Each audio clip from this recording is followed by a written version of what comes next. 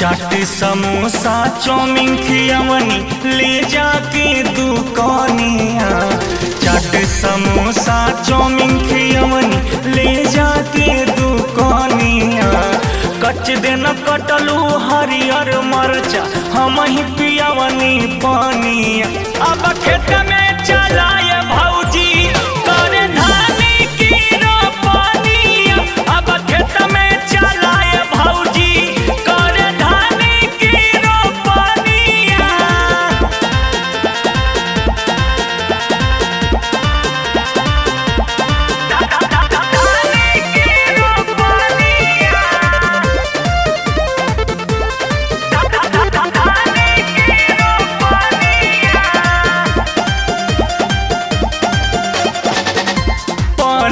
पे दिन भर तू फेरेलू वालंग हो। आइल बा तोहार बारी राखेलू न मान हो।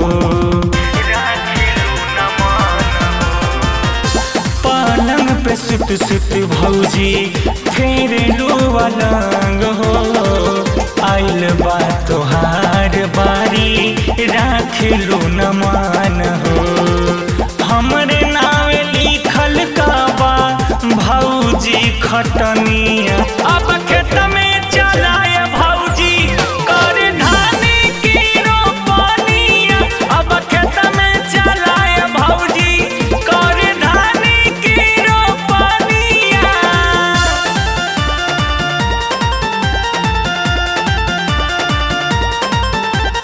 Mix by Priyanshu Gupta.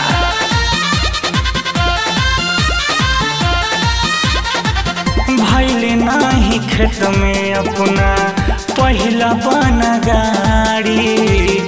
नवीन दान कहे आदरायब त चढ़ी।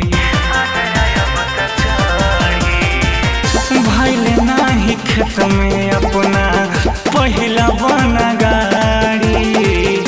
नवीन दान कहे आदरायब त चढ़ी। कहियाल बन के रहबू भौजी दुलही।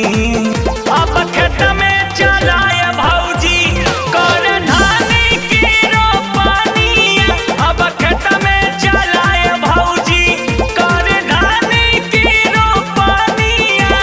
Apple recording studio Mumbai.